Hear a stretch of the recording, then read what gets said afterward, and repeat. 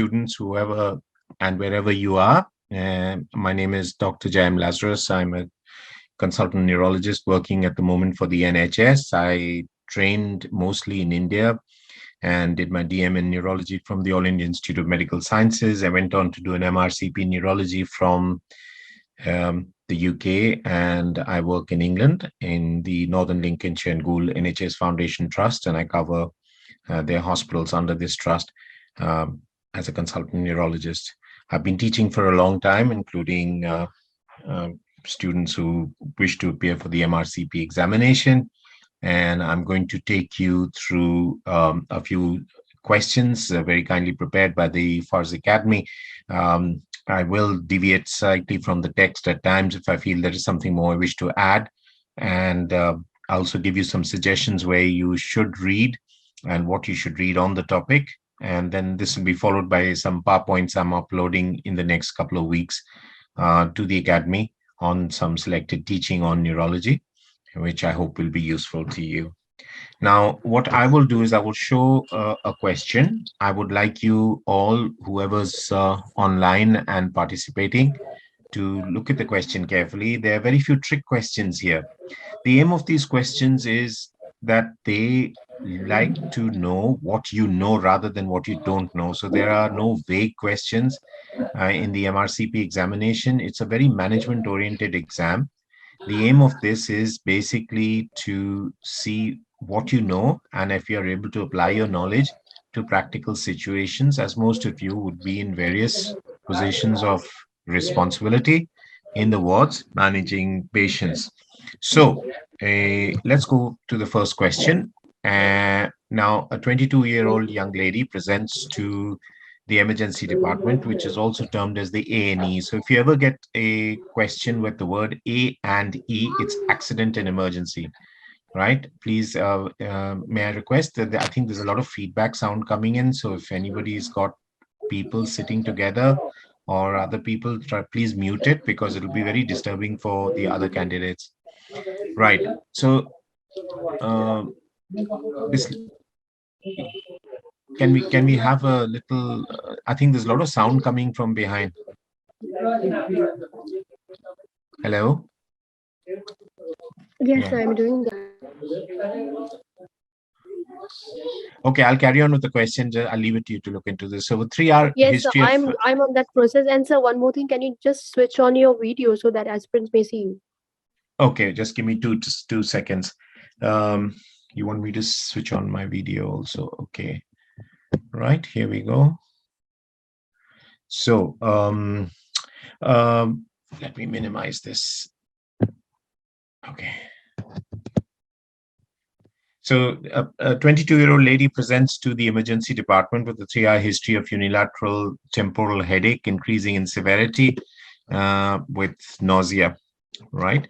Now, this question can also be mentioned with some other neurological findings that they may say that this was preceded by some visual auras like flashing lights, spots in their vision, because this is a very, very common presentation, and it's something that all of you will have to deal with as physicians, and also on emergency takes, which is basically what a take means when you go down to see a patient in the A&E department. And so this patient mentions that the pain is of a punching character. It could be throbbing. Usually it's a throbbing headache, and is compounded by light and sound, which means there is photophobia and there is phonophobia.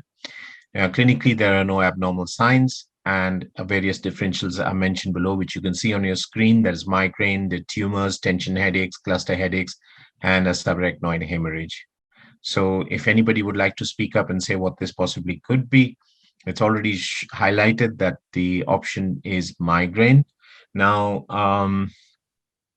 so I think you've got your answer here.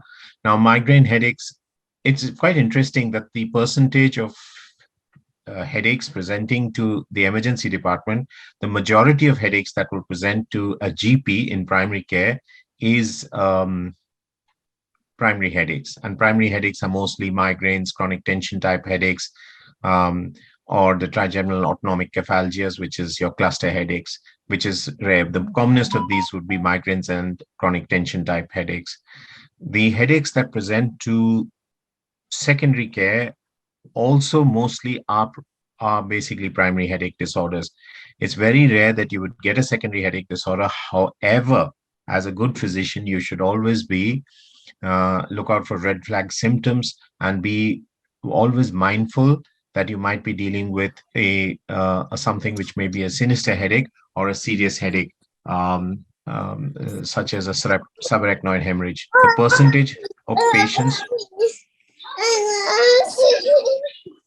patient percentage of patients presenting with subarachnoid hemorrhage is very, very low, but it is something that you need to be always mindful of, which is because all these questions are designed but based on common practice in the UK and things that will pass through the door. So you have to be very mindful not to miss a subarachnoid hemorrhage. Now, let me just move ahead.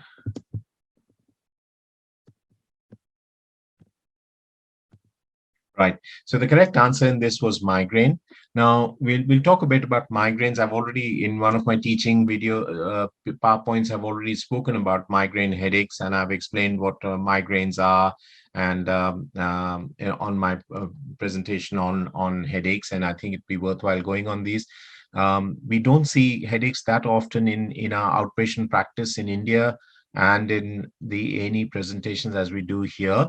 So one has to be very familiar with headache management and the presentation of headaches. So migraine is a common neurological disorder, and it presents mostly with recurrent headaches. The headaches are unilateral mostly, but can be bilateral headaches as well. And some of the common features that you have with them is that it's a throbbing headache or a pulsating headache, usually on one side of the head. It's accompanied by nausea, vomiting, photophobia, and phonophobia. It can last hours, but patients can have headaches lasting more than 1 day, sometimes 2-3 days, and it does impact your quality of life and your activities of daily living. People tend to go to bed. So the difference between cluster headaches and migraines, and of course there are lots of differences, but one of the differences is migraine patients tend to take themselves to bed. They will darken the room because light upsets them, and they prefer to curl up, whereas cluster headache patients are extremely restless. They'll pace about. They will hit their head on their pillow, or even feel like banging their head on the wall. Sorry, this is moving on its own.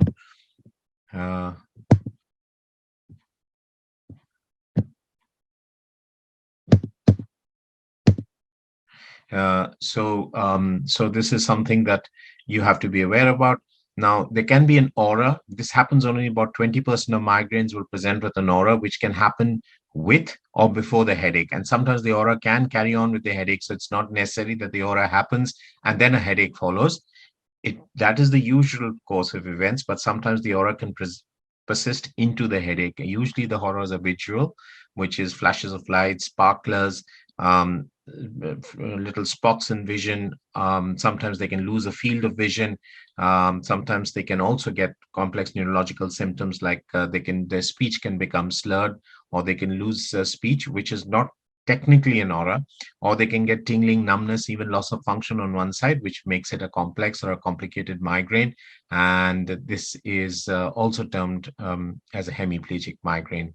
Usually it tends to run in families, and there is a genetic link in this. So the clinical examination is entirely normal. If you look at the fundus, the external ocular movements, the pupillary reactions, they'll be normal. As well as usually they will have no focal neurology. Cluster headaches sometimes can be accompanied by autonomic features like a runny nose. They can have redness or sometimes watering of the eye, and usually it is also centered around the eye. Migraines also are centered mostly around the eye, behind the eye. Sometimes they can't localize the pain, but they say it hurts behind the eye. There can be migraine equivalents as well, especially in children. They can get abdominal pain. Usually migraines have a prodrome. People sometimes can feel the migraine coming on, and that's different from the aura. Prodrome is just a sense that they know that the migraine is coming on. They can get nausea. They can get increased appetite. Sometimes they can get diminished appetite, and they get neck and back pains, especially. And different patients report different symptoms in their prodrome. Following which, if it's a migraine with aura, they'll get an aura, or they'll go directly into a migraine. And then, of course, there's a post-drome phase, which a lot of patients feel hungover, as if they've had a lot of alcohol. They will feel run down, washed out, quite unwell. Migraine is being associated with many mental health issues as well. And but that's just an association, and there's no causal link as such. So how do we investigate migraines? Well, if it's the history is classical, we don't really need to do any investigations. But someone gets first-time headaches after 50 years of age, then we always will offer a brain scan to such patients. But if it's a classical migraine, usually, which is much more common in younger people and in females, we don't really need to do any specific investigations. So what do we do for treatment? One is immediate treatment, which is analgesic relief. But we have to be very careful to guide these patients not to take an excess of analgesic medication, as this can lead to rebound headaches. And again, that's one of the most common causes of headaches presenting to ourselves in the outpatients, that patients will present with rebound headaches, which tend to be difficult to treat unless you get the patients off the headaches. Migraines, you offer pain relief, you offer some medication for vomiting, and after that, you put them on prophylaxis. The key is prophylaxis. So prophylaxis again consists of two parts. You offer them advice regarding lifestyle change, ask them to look for triggers. Some people do get migraines eating certain food substances, cheese, chocolate, red wine. Some people get them with bananas. Some people associate them with citrus, but it does vary. And a lot of people can't identify any triggers. Perfumes, especially deodorants, also sometimes may be associated with as migraine triggers. And it's worthwhile looking for them, because it's quite gratifying if you're able to get these people off away from their triggers, because then you can control the migraines in this manner. Then you offer them prophylaxis. There are various stepwise. You try drugs. Amitriptyline, beta blockers would be your first preventive drug of choice. Then we go on to 𝒃𝒐𝒐 and sometimes topiramate. Kidney stones and glaucoma is obviously a contraindication, and in pregnant women, you would try to avoid pre-pregnancy, you would be very cautious to give advice regarding teratogenic risk. This is something that any one of you who hopes to practice in the UK must become very familiar with, is to talk patients through the side effects of medication, and particularly in women of childbearing age, you must always caution them about the teratogenic risks of medication, and you must document the same. We can use sodium valproate. It's a very effective migraine preventer, but obviously you wouldn't use it in young women. And finally, candesartan is being used quite frequently by us, and it's very useful. We can go up to 16 milligrams a day of candesartan. And then, are there other drugs that you could try? Yes, indeed. There are other medication that is being used. We go for therapies such as botulinum toxin. For patients who failed first line three prophylactic medication and are getting more than 5 headaches a month, they qualify for, and this is important to remember. So all this is given in what is called the NICE guidelines. And it may be worthwhile having a quick glance through the NICE guidelines on certain conditions such as epilepsy, Parkinson's disease, and headaches, etc. So the NICE guidelines state that a patient has headache more than 5 days and is been tried on 3 first-line prophylaxis can be sent for consideration of botulinum toxin. The effect of botulinum toxin usually lasts for approximately 7 to 8 months, maybe up to 9 months at the first go, but repeatedly then the effect. So a 65-year-old gentleman is referred to the neurology clinic with a 4-year history of tremors of his hands. His past medical history includes anxiety and asthma, for which he received salbutamol. So this is a clever bit they've added about salbutamol, because salbutamol can produce very fine tremors of the hands. Any beta-2 agonist can do that.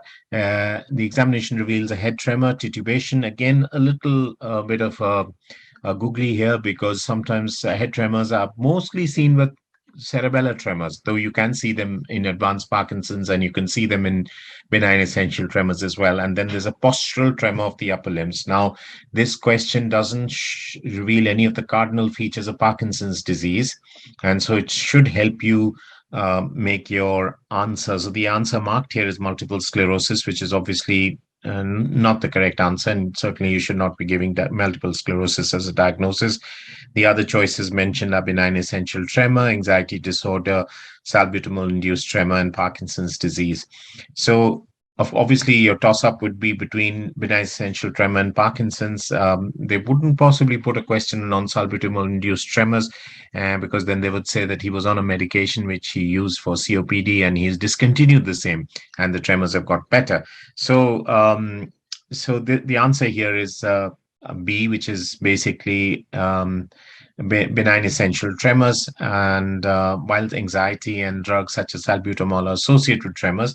Another drug that you should know about, because sometimes this can come as an MRCP question, is that there is a patient with epilepsy on sodium valproate and they've started developing tremors. What would we do? What would you do next? The answer would be you would reduce the sodium valproate and put him on another medication. Anyway, so benign essential tremors. So I just want to explain that a Parkinsonian tremor is usually unilateral, and the tremor is at rest. It's a coarse tremor. They say it's a 4 to 6 hertz tremor. Now, obviously, you can't go around measuring tremors. There are instruments which measure the frequency of tremors, but it's a very coarse tremor. And one of the classical words used is a pill rolling tremor, where the thumb moves in an almost rotatory fashion over the palm, as if the old pharmacist used to roll pills. So that's why it's called a pill rolling tremor. And the Parkinsonian tremor, though it may be the first sign of the disease, is usually secondary. And then there are other features such as bradykinesia, which means this slowdown in the activities of daily living. They have postural instability with gait problems. They have falls later on in their life.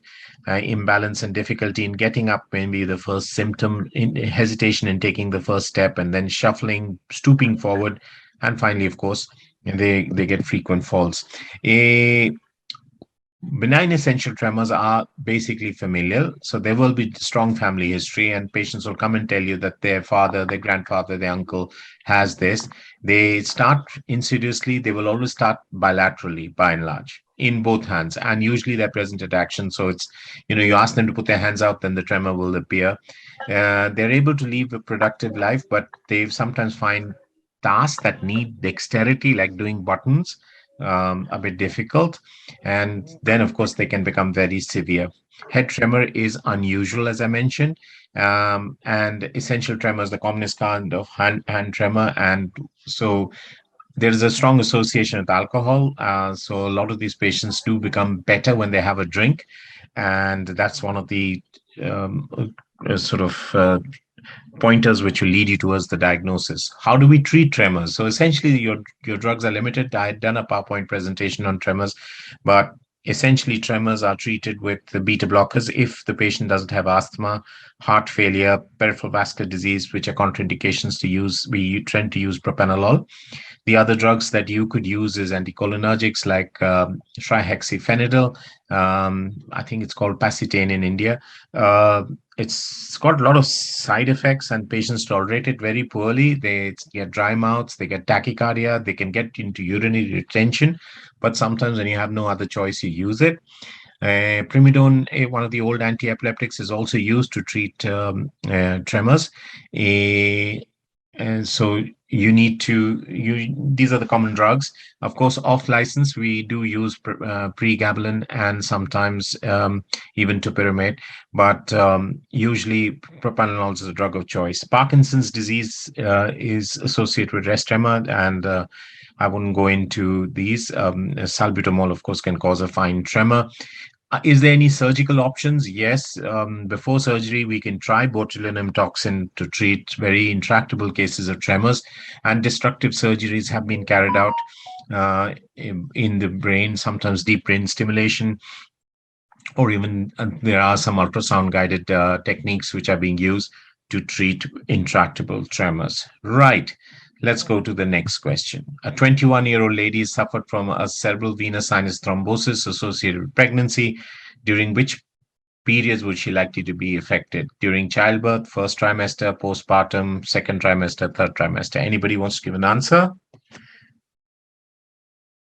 I don't want to put anyone on a spot, but if you've got an answer, you can come out with it. So usually the commonest time that we would encounter this is in the postpartum period. Any patient presenting with a pregnant patient who's just delivered and come in the first 2 weeks, especially the first 2 weeks after the parturition or after delivery, we always will suspect cortical vein thrombosis.